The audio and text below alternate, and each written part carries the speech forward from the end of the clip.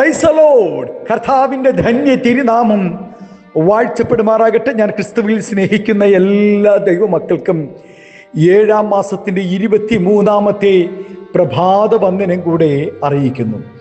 ലോകമെമ്പാടുമായിരുന്നു കൊണ്ട് ഈ പ്രഭാതവും ഈ വചന സന്ദേശം ശ്രവിക്കുന്ന എല്ലാ ദൈവദാസന്മാർക്കും ദൈവദാസുമാർക്കും വാത്സല്യ കുഞ്ഞുങ്ങൾക്കും എൻ്റെ ഹൃദയത്തിൻ്റെ ആഴമേറിയ സ്നേഹത്തെയും വന്ദനത്തെയും നന്ദിയും ഒപ്പം പ്രാർത്ഥനയും അറിയിക്കുന്നു.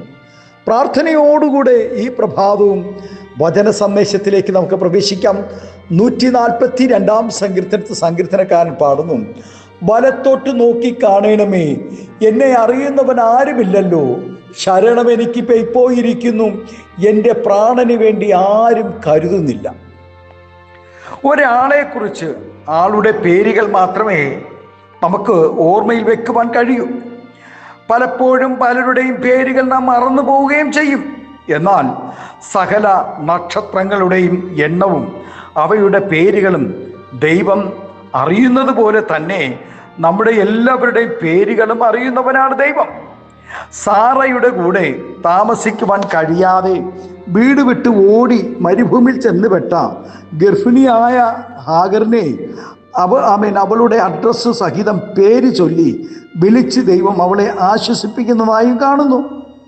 ഏതൊരു വ്യക്തിയുടെയും ഹൃദയനിലയും ആവശ്യങ്ങളും വേദനകളും ദുഃഖങ്ങളും നല്ലതുപോലെ അറിയുവാൻ കഴിയുന്ന മറ്റൊരു മനുഷ്യനും ലോകത്തിലില്ല.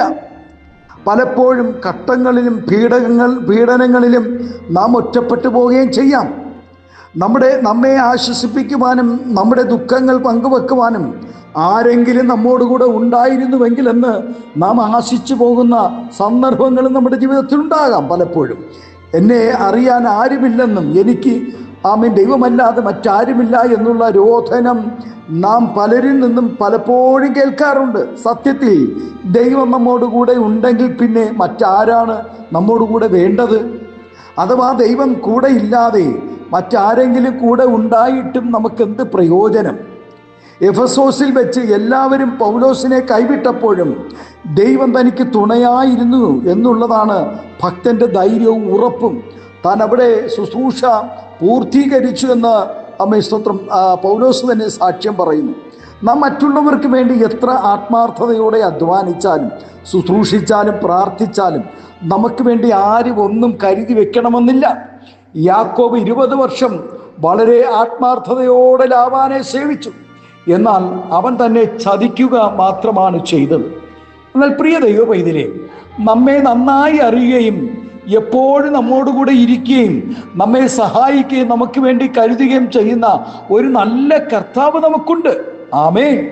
ഒരു കുഞ്ഞ് ജനിക്കുമ്പോൾ മുതൽ അതിൻ്റെ മാതാപിതാക്കളുടെയും സഹോദരങ്ങളുടെയും ബന്ധുമിത്രാദികളെയും ഒക്കെ അറിഞ്ഞു തുടങ്ങുന്നത് പോലെ വളർന്നു വരുന്നതിനനുസരിച്ച് താൻ കണ്ടും കേട്ടും വരുന്ന വ്യക്തികളെ പരിചയപ്പെട്ടു തുടങ്ങുന്നത് പോലെ എല്ലാ അറിവുകൾക്കും ഒരു പരിമിതിയുമുണ്ട്. എന്നാൽ സർവജ്ഞാനിയായ ദൈവം നാം ജനിക്കുന്ന എത്രയോ കാലം മുമ്പ് മുതൽ നമ്മെ സ്തോത്രം പേർ ചൊല്ലി വിളിച്ചിരിക്കുന്നു. ഈ പ്രപഞ്ചം ഉണ്ടാകുന്നതിന് മുമ്പേ ദൈവം നമ്മെ കണ്ടിരുന്നു എന്ന് തിരുവചനം പറയുന്നു. നാം ദൈവത്തെ അറിയാതിരുന്നപ്പോൾ തന്നെ നമ്മെ പേർ ചൊല്ലി വിളിച്ചിരിക്കുന്നു ദൈവം. ആമേൻ. അത് എത്ര ഭാഗ്യമാണെന്ന് നോക്കിയേ. എന്നെ അറിയുന്നവർ ആരുമില്ല എന്നുള്ള നമ്മുടെ രോധനം അർത്ഥശൂന്യമാണ്. യേശുവിനെ കാണുവാൻ കാട്ടത്തിമേൽ കയറിയ വ്യക്തിയുടെ പേര് ദൈവത്തിന് അറിയാമെങ്കിൽ നമ്മുടെ പേര് ദൈവത്തിന് അറിയില്ലെന്ന് നാം ചിന്തിക്കരുത് ഒരിക്കലും. യേശു എങ്ങനെ ഉള്ളവനെന്ന് കാണുവാനായിട്ട് കാട്ടത്തിയുടെ മുകളിൽ കയറിയ സഖായിയെ, കാട്ടത്തിയുടെ ചുവട്ടിൽ നിന്നും സഖായിയെ വേഗം ഇറങ്ങി വാ, ഇന്ന് രാത്രി ഞാൻ നിന്നോടുകൂടെ പാർക്കുന്നു എന്ന് കർത്താവ് പറഞ്ഞപ്പോൾ ആ സഖായിക്കുണ്ടായ സന്തോഷം ഒന്ന് ഓർത്തു നോക്കിയ പ്രിയ ദൈവവേദിലേ. പത്രോസിന്റെ പേരും അവൻ്റെ ഇരട്ട പേരും അവൻ്റെ താൽക്കാലിക അഡ്രസ്സും എല്ലാം ദൈവം കൊർന്നല്യോസിന് വെളിപ്പെടുത്തി കൊടുത്തെങ്കിൽ നാം എവിടെ പാർക്കുന്നു എന്നും നമ്മുടെ ഇപ്പോഴത്തെ അവസ്ഥ എന്താണ് എന്നും ദൈവത്തിന് നന്നായി അറിയാം. ഈ പ്രഭാതം പ്രിയ ദൈവവേദിലേ, ദൈവം നമ്മെ അറിയാതെ ഇരിക്കുന്ന ദൈവമല്ല. നമ്മെ നന്നായി അറിയുന്ന ഒരു ദൈവത്തെയാണ് നാം സേവിക്കുന്നത്. ആകയാൽ എന്നെ അറിയുന്നവൻ ആരുമില്ലെന്ന് ഇനി പറയരുത്. നമ്മുടെ ദൈവത്തെ പോലെ ഇത്ര നന്നായി നമ്മെ അറിയുന്ന വേറൊരു വ്യക്തിയും സ്തോത്രം വേറെ ആരും ഇല്ല. ദൈവവേദിയിലെ നമ്മൾ പ്രാർത്ഥിക്കുന്നതിന് മുമ്പ് തന്നെ നമ്മുടെ ആവശ്യം ഇന്നതെന്ന് ദൈവം അറിയുന്നു.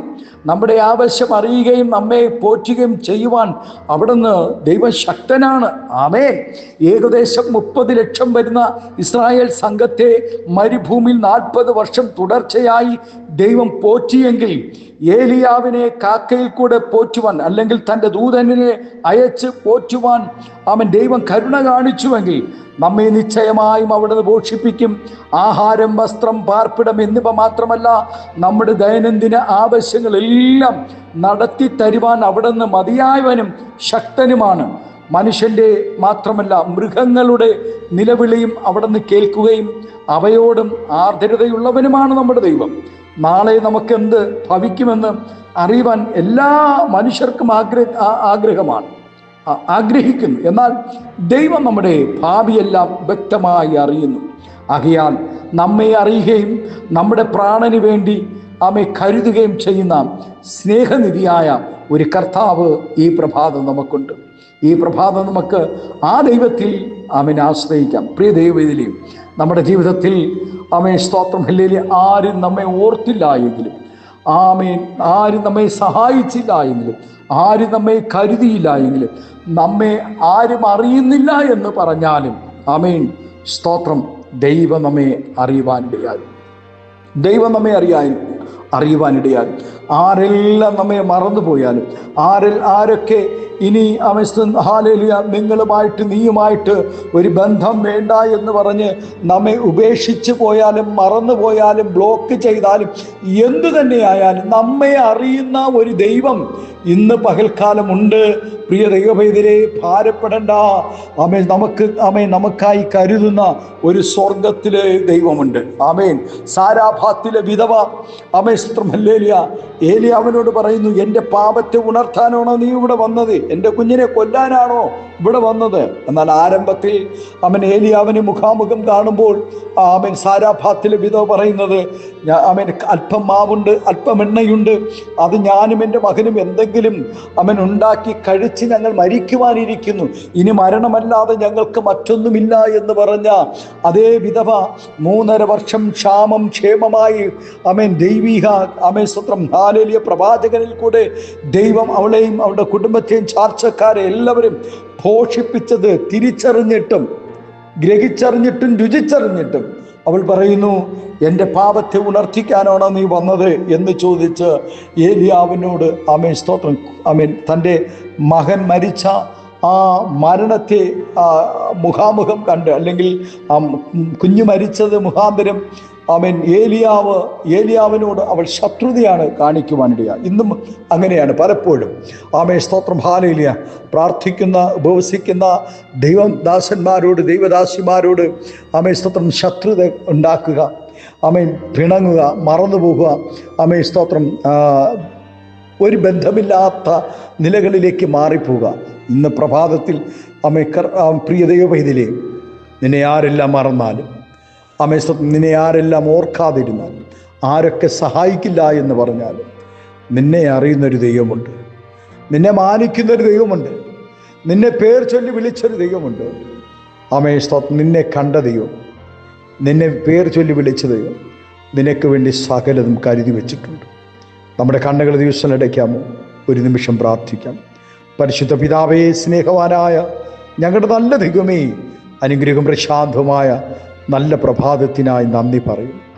നാഥ, തലമുറകളെ ഓർത്ത്, തലമുറകളുടെ ഭാവികൾക്കായി കർത്താവ്, 1 സെൻറ്റ് ഭൂമിയില്ലാതെ, ഒരു നല്ല വാഹനമില്ലാതെ, വാടക കൊടുക്കുവാൻ സാമ്പത്തികമില്ലാതെ, കടഭാരങ്ങളുടെ നടുവിൽ കർത്താവെ കരയുന്ന അനേക ദൈവദാസന്മാർ, ഞങ്ങളെ ആർ കരുതും? ഞങ്ങളെ ആർ സഹായിക്കും? കർത്താവേ, ഞങ്ങളെ ആർ വഴി നടത്തും? ആമേൻ സ്തോത്രം. ഭക്തൻ പറയുന്നു, മലത്തൊട്ട് നോക്കി കാണണമേ, എന്നെ അറിയുന്നവൻ ആരുമില്ലല്ലോ. ശരണം എനിക്ക് പെയ്പോയിരിക്കുന്നു, എൻ്റെ പ്രാണന് വേണ്ടി ആരും കരുതുന്നില്ല. ആമേൻ സ്തോത്രം. ശരണം എനിക്ക് പെയ്പോയിരിക്കുന്നു. ആശ്രയിച്ചതും കരുതിയതും ആമേൻ വിശ്വസിച്ചതും എല്ലാം പൊയ്പോയെങ്കിലും ആമേൻ സ്വർഗത്തിലെ ദൈവം ഇന്ന് പകൽ തൻ്റെ ദാസിദാസന്മാരെ കരുതുന്ന കൃപയ്ക്കായി സ്തോത്രം ചെയ്തു. ആശയറ്റുപോയ തൻ്റെ ഭക്തന്മാർക്ക് വേണ്ടി സ്വർഗം കരുതിയതുപോലെ കർത്താവ് ഈ ദിവസങ്ങളിൽ തൻ്റെ മക്കൾക്കായി സ്വർഗം അത്ഭുതങ്ങൾ ചെയ്യണം. പിതാവിൻ്റെയും പുത്രൻ്റെയും പരിശുദ്ധാത്മാവിൻ്റെ നാമത്തിൽ രോഗബലഹീനതയിലായിരിക്കുന്ന പ്രിയപ്പെട്ടവരെ ഓർക്കും. ഒരു രോഗസൗഖ്യം ദൈവം നൽകണം. ആശയറ്റുപോയ അവൻ എനിക്ക് അമേ ഈ രോഗത്തു നിന്നും എനിക്കൊരു വിടുതലില്ലേ, അവൻ എൻ്റെ വേദനയിൽ നിന്നും എൻ്റെ കണ്ണുനീരിൽ നിന്നും എനിക്കൊരു ആശ്വാസമില്ലേ, എന്നെ അറിയുന്നവരാരുമില്ലല്ലോ എന്നോർത്ത് ഭാരപ്പെടുന്ന എൻ്റെ ദാസിദാസന്മാരെ ഈ പ്രഭാതം സ്വർഗം അനുഗ്രഹിക്കണം. സമാധാനവും സന്തോഷവും പകരണം. ദീർഘായുസ് കൊണ്ട് നിറയ്ക്കും. എല്ലാവിധ നന്മകളാൽ നിറയ്ക്കും. മഹത്വം പങ്കെടുക്കണം. യേശുവിൻ്റെ നാമത്തിൽ കൃപയോടെ പ്രാർത്ഥന കേൾക്കണമേ സ്വർഗീയ നല്ല പിതാവേ. Amen, amen. Thank you. God bless you. ദൈവം എല്ലാവരെയും ഈ പ്രഭാതം ധാരാളമായി അനുഗ്രഹിക്കട്ടെ. Thank U.